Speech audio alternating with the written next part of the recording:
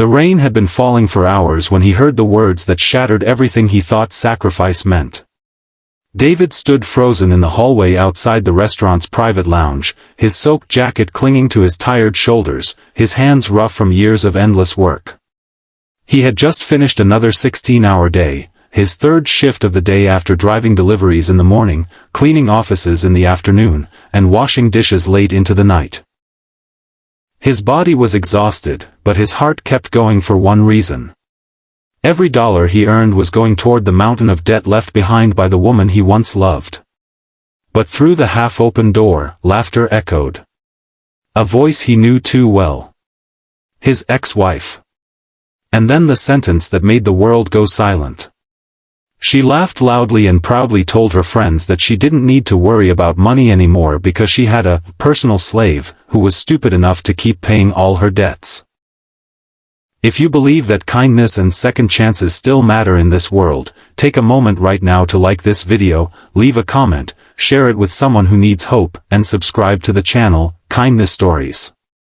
Your support helps these stories reach more hearts. David didn't move. He didn't breathe. The words echoed in his mind like thunder. Personal slave.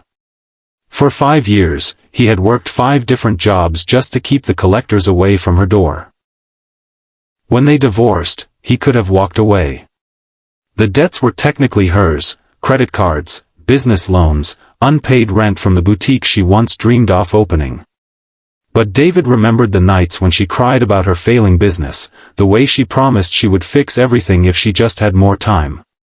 And because he once believed love meant standing beside someone even when the storm came, he had signed the papers to help. That decision turned into chains. Morning after morning, before sunrise touched the sky, David climbed into his aging delivery van and drove packages across the city. After that shift ended, he cleaned office buildings where people barely noticed him wiping their desks and emptying their trash.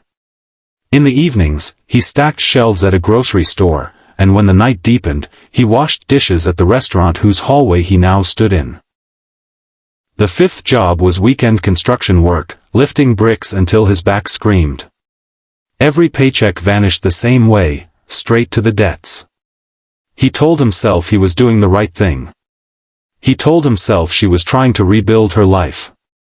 He told himself that helping someone you once loved wasn't weakness. But inside that room, she was laughing.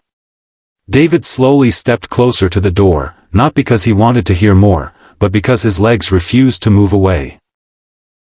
Her voice continued proudly, explaining to her friends that David still paid everything.